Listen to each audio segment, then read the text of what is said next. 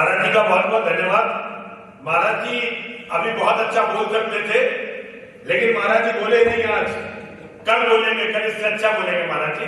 महाराज जी ने ये सोचकर कि हमारा समय ना कटे, इसके लिए एकदम माइक छोड़ दिया, लेकिन ऐसा नहीं है। जो बातें महाराज जी आपको बता सकते हैं वो अतुलनीय है। हम भी महाराज जी की बातें जब वो बोलते हैं बहुत ध्यान से सुनते हैं। गोस्वामी तुलसीदास जी ने उन्होंने बड़े अतुल्य ग्रंथों की रचना की। केवल रामचरितमानस की रचना नहीं की, उन्होंने उसके अलावा भी बहुत अतुल्य ग्रंथ रचे। लेकिन उनका एक दोहा है, एक दोहा उन्होंने लिखा है, कर्म प्रधान विश्व रचिना का, जो जस करी तो तस फल चाका, सकल पदार्थ है जग माही, कर्महीन नर पावत नहीं। और ये केवल गोस्वामी जी की बात नहीं है कि गोस्वामी जी ने इसे लिख दिया है या गोस्वामी जी ने इसे कहा है। इसका अर्थ यह है कि भगवान ने जो ये धरती, ये पृथ्वी, ये दुनिया, ये विश्व रचा, ये व्यक्ति के मानस के मनुष्य के कर्म करने के लिए बनाया है। प्रत्येक व्यक्ति को अपने कर्म करने का अधिकार भगवान ने दिया है, और कर्म करके व्यक्ति कुछ भी प्राप्त कर सकता है। जो व्यक्ति कर्म करता है वो हर असंभव को संभव बना सकता है, वो व्यक्ति कुछ भी प्राप्त कर सकता है। भगवान ने धरती पर जितनी भी चीजें बनाई है वो कर्म योगियों के लिए है, और जो व्यक्ति कर्महीन है उसे इस पृथ्वी पर, इस जीवन में कुछ भी नहीं मिलने वाला है, कुछ भी नहीं मिलने वाला है। कर्महीन से सब कुछ छिन जाएगा, और कर्मयोगी हर चीज को प्राप्त कर लेंगे। हमारा ऋग्वेद कहता है, ऋग्वेद न केवल सनातन धर्म की अपितु सारी मानवता की सबसे प्राचीन पुस्तक है ऋग्वेद। ऋग्वेद कहता है, कृतम में दक्षिणे हस्ते जयो में सभ्य आहिता। यदि मेरा कर्म, मेरा पौरुष, मेरा पुरुषार्थ मेरे दाहिने हाथ में है तो विजय स्वतः ही मेरे बाएं हाथ का चुंबन करेगी, और जब विजय चुंबन करेगी व्यक्ति के बाएं हाथ का, तो अपने परिश्रम से वह व्यक्ति दुनिया में कुछ भी अर्जित कर सकता है। ये हमारे वेद का वेद वाक्य है, और वेद वाक्य कभी भी झूठा नहीं होता। वेदों में जो लिखा है वो कभी भी झूठा नहीं हो सकता। हम जब मनीषियों की पर चिंतन करते हैं, अपने धर्म पर चर्चा करते हैं, तो हमारा ये कार्य है कि हम अपने धर्म को वेद और गीता के संदर्भ में और महापुरुषों का जीवन लेते हुए समझने का अपने धर्म को प्रयास करें। हमारा धर्म सनातन है, हमारा धर्म देवादिदेव भगवान महादेव शिव का धर्म है, हमारा धर्म जगतजननी मां जगदंबा का धर्म है। हमारे धर्म की अनेकों शाखाएं हैं। हमारा धर्म कहता है कि हर व्यक्ति अपने अच्छे रास्ते पर चलकर, यदि वो धर्म के रास्ते पर चलता हुआ कोई बुरा कर्म नहीं कर रहा है, तो एक दिन हर व्यक्ति अपने प्रयासों से परमात्मा को और परम पद को प्राप्त कर सकता है। परम पद को प्राप्त करने वाले को कभी भी फिर इस धरती पर लौटना नहीं पड़ता, और व्यक्ति ये अपने कर्मों के हिसाब से प्राप्त कर सकता है। हमारा धर्म कहता है, धनानि भूमो पश्वश्च गोष्ठे नारी गृह द्वारे जना शमशाने देहश्चितायाम परलोक मार्गे धर्मानुगो गच्छति जीव एकः। धर्म कहता है कि हम ये धन जो इतने परिश्रम से अर्जित करते हैं, एक दिन यही यूं ही धरती पर पड़ा रह जाता है। और जब ये श्लोक लिखे गए थे, उस समय मानव का सबसे बड़ा धन पशुधन हुआ करता था। गाय, बछड़े, अश्व, हाथी, यहां तक कि श्वान भी, कुत्ते भी, ये मनुष्य का बड़ा धन माने जाते थे। आज भी है, बड़ा धन आज भी यही है। ये दूसरी बात है कि आज हम इसकी कीमत नहीं करते। इसीलिए तो आज ऐसी ऐसी बीमारियां फैल रही हैं जो पहले कभी थी ही नहीं। तो धर्म कहता है कि ये जो पशु हम इतनी मेहनत से अर्जित करते हैं, ये हमारे घेर में बंधे रह जाने वाले हैं। नारी, हमारी पत्नी, हमारी प्रेयसी, हमारा बेटर ऑफ, हमारी अर्धांगिनी, जिसे हम इतना प्यार करते हैं, केवल घर के दरवाजे तक हमारा साथ देने वाली है। जना शमशाने, और जो हमारे लोग हैं, हमारे भाई, हमारे बंधु, हमारे बेटे, हमारे भतीजे, हमारे पुत्र पौत्र, हमारे मित्रगण, हमारे संबंधीगण, ये केवल हमारे साथ शमशान तक चलकर जाने वाले हैं। देहश्चितायाम, और ये देह जिसके लिए हमने न जाने कितने पाप कर्म किए, न जाने कितने तरीके से इसे सज्जित किया, न जाने कितना इसका ध्यान रखा, केवल चिता तक हमारा साथ देने वाली है। लेकिन चिता तक पहुंचकर मनुष्य का सफर खत्म नहीं होगा। ये सफर आगे भी चलने वाला है। और उस सफर का साथी कौन होगा? परलोक मार्गे धर्मानुगो गच्छति जीव एकः। परलोक के मार्ग पर जीव अपने द्वारा किए गए धर्म के साथ, अपने द्वारा किए गए कर्म के साथ आगे की यात्रा करेगा, आगे चल देगा। अवश्य में भोक्तव्यम कृतम कर्म शुभाशुभम न अमुक्तेशीयते कर्म कल्पकोटि तदरपि। मनुष्य जो शुभ या अशुभ कर्म करता है, अच्छा या बुरा, शुभ या अशुभ कर्म करता है, जब तक उसके फल, उसके परिणाम को भोग नहीं लेता, तब तक वो कर्म कभी भी समाप्त नहीं होता। चाहे लाखों करोड़ों कल्प बीत जाए। कल्प क्या होता है? 4 युग होते हैं, सतयुग, त्रेता, द्वापर और कलयुग। इन 4 युगों को मिलाकर एक कल्प बनता है। लाखों करोड़ों कल्प भी बीत जाएंगे, जब तक हम अपने किए हुए कर्म के परिणाम को, जब तक अपने किए हुए कर्म के फल को हम लोग भुगत नहीं लेंगे, तब तक हमारा वो कर्म समाप्त नहीं होगा। और ये कैसे होता है? ये हमें हमारा धर्म बताता है। और हम अपने अच्छे कार्यों से अपने बुरे कर्मों के परिणाम को बदल भी सकते हैं।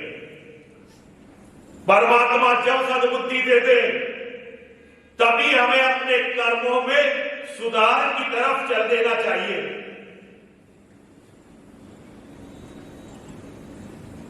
हमारे ग्रंथों में एक कथा आती है, राजा बलि की कथा। आप सभी के घर में रक्षाबंधन का त्योहार मनता होगा। ये रक्षाबंधन का त्योहार कहां से शुरू हुआ? ये हमारी मां लक्ष्मी ने सबसे पहले राजा बलि को अपना भाई बनाया, उन्हें रक्षा सूत्र बांधा और तब ये रक्षाबंधन का त्योहार शुरू हुआ। इसकी कथा हमारे ग्रंथों में आती है। एक बहुत ही पापी व्यक्ति था, बहुत ही दुराचारी था, व्यभिचारी था, चोरी करता था, डाके भी डालता था, जुआ भी खेलता था, निषिद्ध खाद्य पदार्थ भी खाता था, जुआ खेलता था, शराब पीता था और वेश्यागमन भी करता था, वेश्याओं के पास भी जाता था। एक दिन उस व्यक्ति को कहीं से कुछ धन मिला, चुराया, उसके बाद उसने जुआ खेला। जुआ खेलने पर उस दिन वो जीता और उसके पास काफी पैसा हो गया। अब इतना पैसा जीतने के बाद उसे लगा कि क्या करना चाहिए, तो उसे अपनी प्रेमिका जो एक वेश्या थी उसकी याद आई। अरे मेरे अरे उसे अपनी प्रेमिका की याद आई। उस व्यक्ति ने अच्छी तरह से स्नान किया। स्नान करने के बाद अच्छे वस्त्र पहने। अच्छे वस्त्र पहनने के बाद कुछ फूल खरीदे, कुछ गजरे खरीदे, कुछ फल खरीदे, कुछ मिठाइयां खरीदी, कुछ इत्र इत्यादि वस्त्र इत्यादि खरीदे और कुछ पैसे रखे जेब में और तेजी से अपनी प्रेमिका की तरफ चल दिया, प्रेमिका के घर की तरफ चल दिया। आज बहुत प्रसन्न है, इसलिए आज उसकी चाल बहुत तेज है और तेज चाल से चलते चलते एक जगह ठोकर लगी और वह व्यक्ति गिर गया। गिरते ही वह व्यक्ति अचेत हो गया। थोड़ी देर बाद उसे होश आया तो उसने ये महसूस किया कि शरीर का काफी रक्त निकल गया है और वो बहुत अशक्त हो गया है। उसे लगने लगा कि उसका अंतिम समय आ गया है। अंतिम समय में उसे झटपटाहट हुई। उसने इधर उधर जो नजर फेरी, उसे एक शिवालय दिखाई दे गया। अंतिम समय में अपने बुरे कर्मों के प्रति पछतावा रखते हुए वह व्यक्ति घिसकता हुआ शिवालय में गया। भगवान आशुतोष भोले भंडारी वहां विराजित थे। उस व्यक्ति ने जो सामान उसने अपनी प्रेमिका के लिए खरीदा था, वो सारा सामान उसने महादेव को समर्पित कर दिया। सारी मिष्ठान, सारे फूल, सारे फल, जो द्रव्य उसके पास था, वो सभी कुछ, जो वस्त्र, जो इत्र इत्यादि उसके पास था, चंदन उसके पास था, सब महादेव को समर्पित कर दिया और अपने बुरे कामों के प्रति पछताते हुए वह व्यक्ति शिव का शरणागत हो गया। शिव की शरणागति के समय ही उसके प्राण निकल गए और यमदूत उसे लेकर यमराज के दरबार में चले गए। यमराज के दरबार में उसके कर्मों का खाता खोला गया। जब उसके कर्मों का खाता खोला गया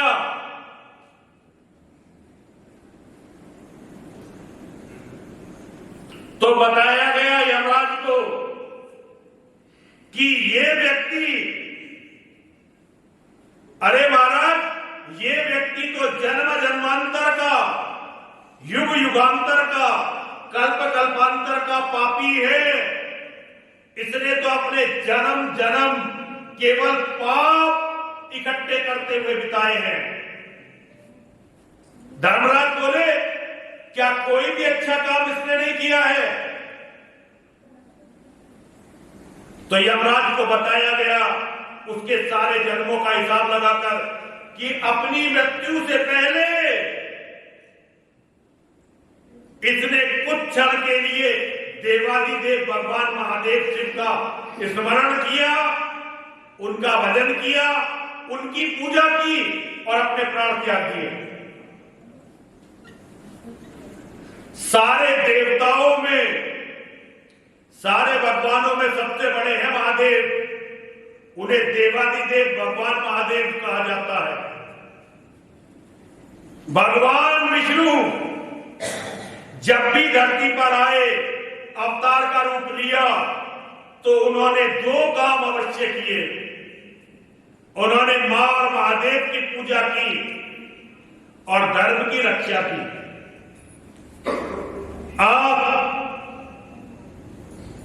भगवान राम के जीवन को देखिए तो आप पाएंगे कि भगवान राम से बड़ा शेर तो कोई हुआ ही नहीं। जब रावण को मारने जाना था, लंका पर विजय करने जाना था, तो उन्होंने सबसे पहले शिवलिंग की स्थापना की। रामेश्वरम में आप जाते हैं, वहां शिवलिंग की स्थापना की और जगत जननी मां जगदंबा का यज्ञ किया। उसके बाद उन्होंने युद्ध आरंभ किया।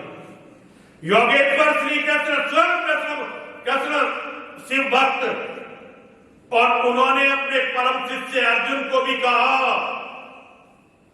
कि यदि विजय चाहते हो,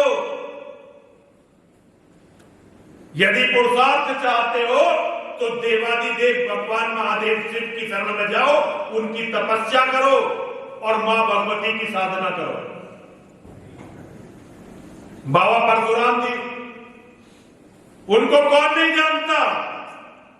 दुनिया में सबसे बड़े शिव भक्त मां पीताम्बरा बगलामुखी, जिनके कारण पृथ्वी पर अवतरित हुई, उन्हीं की साधना, भगवान परशुराम जी की साधना के कारण ही मां पीताम्बरा बगलामुखी धरती पर अवतरित हुई और उन्होंने ही मां की साधना का ज्ञान हम जैसे साधारण मनुष्य को दिया।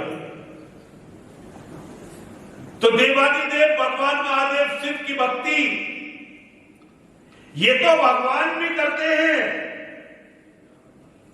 मरते समय उस अधम व्यक्ति ने अपने जीवन के अंतिम समय में, मृत्यु के समय में जो भगवान की भक्ति की, उसका हिसाब लगाने के बाद धर्मराज ने न्याय किया उसके साथ कि भाई इसे युगों युगों तक नरक में रहना पड़ेगा।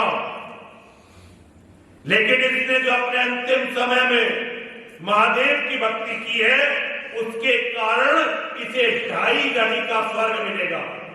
2.5 घड़ी के लिए इस व्यक्ति को स्वर्ग में का राज मिलेगा। साधारण स्वर्ग नहीं मिलेगा, इसे स्वर्ग का राजा बनाया जाएगा।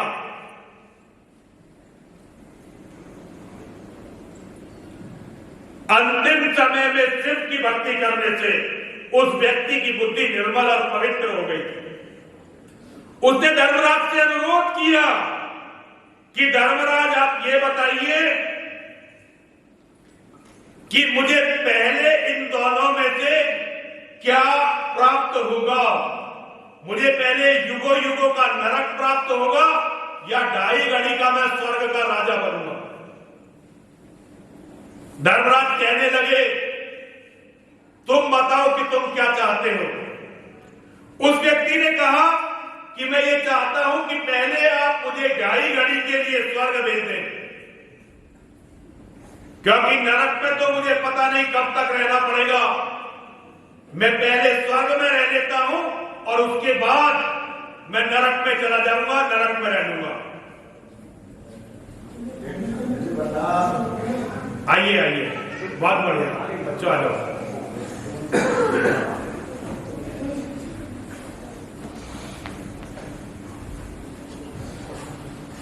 बहुत ही अच्छा। ये छोटे छोटे बच्चे सनातन धर्म का भविष्य हैं। सनातन धर्म का भविष्य ये बच्चे ही तय करने वाले हैं। हम लोग जो बूढ़े हो गए, हम लोग कितने दिनों के हैं?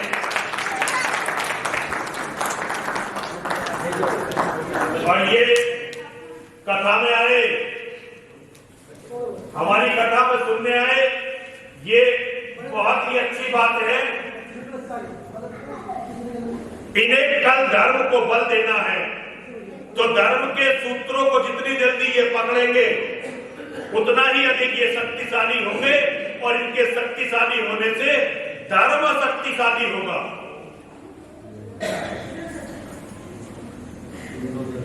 तो उस व्यक्ति ने जब धर्मराज से ये प्रार्थना की कि मुझे पहले 2.5 घड़ी का स्वर्ग दिलवा दीजिए, तो धर्मराज ने इंद्र को आज्ञा दी कि हे देवराज, कुछ समय के लिए आप सिंहासन को खाली कर दीजिए, हमें एक व्यक्ति को आपके स्थान पर स्वर्ग का राजा बनाना। और 2.5 घड़ी के लिए उसे स्वर्ग का राजा बनाया गया। अब जब किसी व्यक्ति को राजा बनाया जाता है तो मंगलगान किए जाते हैं।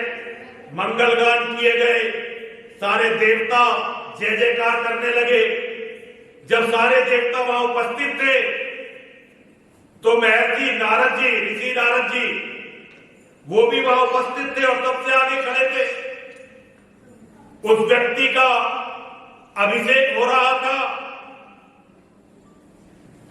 अभिषेक के बाद उसे 2.5 घड़ी तक राज करना था स्वर्ग पर। अभिषेक की प्रक्रिया पूरी होने के बाद 2.5 घड़ी से स्वर्ग पर राज करना था। उसको देखकर नारद जी हंसने लगे। नारद जी को हंसी आ गई। अब 2.5 घड़ी के राजा ने पूछा कि हे ऋषि, आप क्यों हंसे? नारद जी बोले, अरे तेरे को 2.5 घड़ी मिली है, क्यों मुझ में उलझ रहा है? तू अपना राज कर। वो व्यक्ति बोला, नहीं महाराज, आपकी हंसी अकारत नहीं है, कोई ना कोई गूढ़ रहस्य है। आपकी हंसी के पीछे का जो गूढ़ रहस्य है, ये गूढ़ रहस्य मुझको समझा दीजिए। नारद जी बोले, अरे कोई गूढ़ रहस्य नहीं है मूर्ख, मैं तो इस बात को हंस रहा हूं कि मानव कितने मूर्ख होते हैं। तूने अपने जीवन में केवल एक अच्छा कार्य किया, एक बार महादेव की भक्ति की और तू 2.5 घड़ी के लिए स्वर्ग का राजा बनाया गया। अगर तू पूरा जीवन अच्छे कार्यों में निकालता, अगर तू पूरा जीवन महादेव की भक्ति करता, तो तुझे क्या प्राप्त नहीं हो जाता। महादेव की कृपा उस व्यक्ति पर हो चुकी थी, उसकी बुद्धि खुल गई। उसने कहा कि मेरा पिछला जीवन जैसे भी बीता वो तो बीत गया, अब उसका मैं कुछ नहीं कर सकता, लेकिन आगे का जीवन जब भी मुझे मिलेगा मैं अपने जीवन को अच्छे कार्यों में लगाऊंगा। और उसने देवताओं को यह आदेश दिया कि पृथ्वी पर जितने भी योग्य महात्मा हैं, कहां है? पता चला नहीं, आपका आसन तो इसने दान कर दिया। जो उनका तख्त था, अब नेताओं को, राजाओं को कितना मोह होता अपनी कुर्सी से। इंद्र को तो अपनी कुर्सी से बहुत मोह होता। इंद्र का आसन ही दान चला गया। ऐरावत कहां? दान गया। नंदनवन कहां? दान गया। कामधेनु दान गई। उच्चश्रवा दान गया। सारा धन, सारी विभूतियां दान हो गई। इंद्र को बड़ा क्रोध आया और इंद्र ने धर्मराज को बुलाया और धर्मराज से कहा कि आपने ये क्या बवंडर करवा दिया? आपने कैसा ये व्यक्ति भेज दिया? इसने तो सारे स्वर्ग का सत्यानाश कर दिया।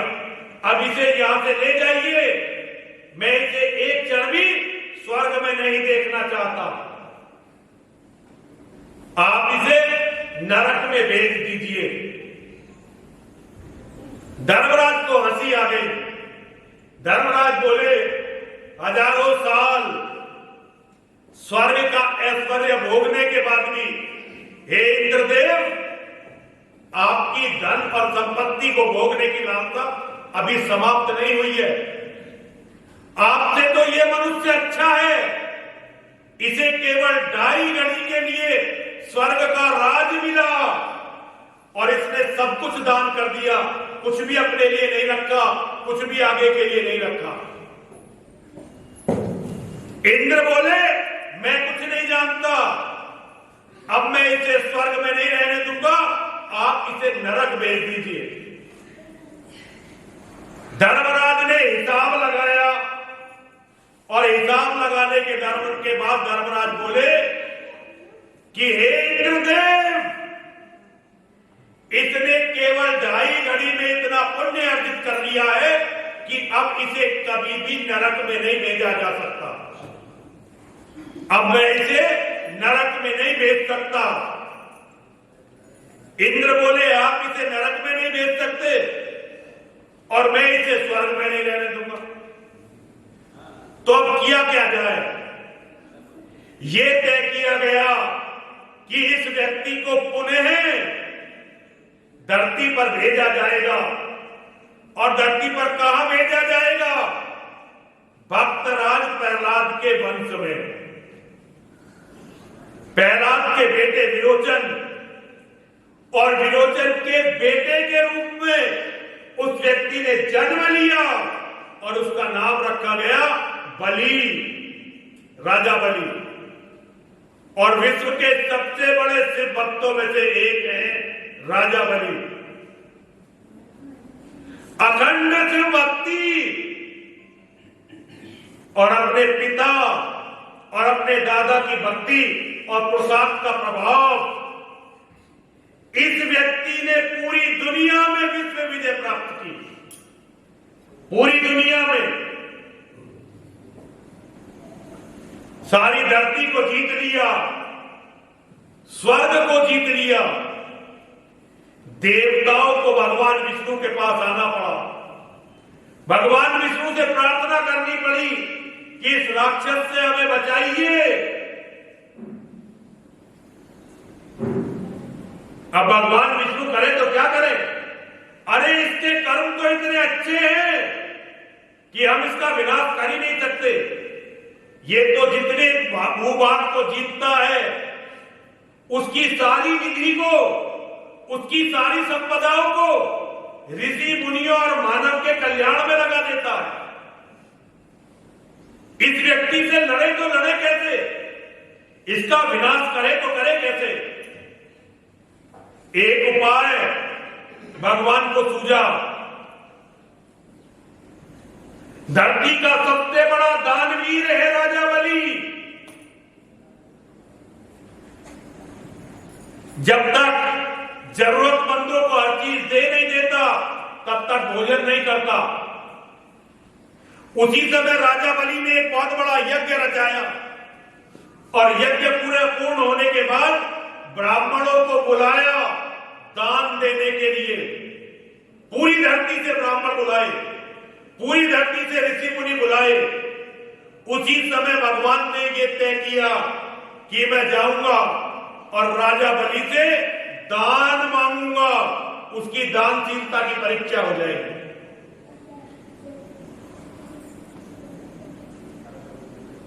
अब उस अनुष्ठान में भगवान एक बौने का वेश भरकर पहुंचे। वामन अवतार जिसे बोलते हैं, एक छोटा सा बौना बनकर पहुंच गए। राजा बलि के पास पहुंचे। बलि सबको दान दे रहे थे। शुक्राचार्य जी ने भगवान को पहचान लिया। दैत्यों के जो गुरु हैं शुक्राचार्य जी, क्योंकि बलि का वंश तो दैत्यों का वंश है ना, प्रहलाद राक्षस राज हिरण्यकश्यप का बेटा।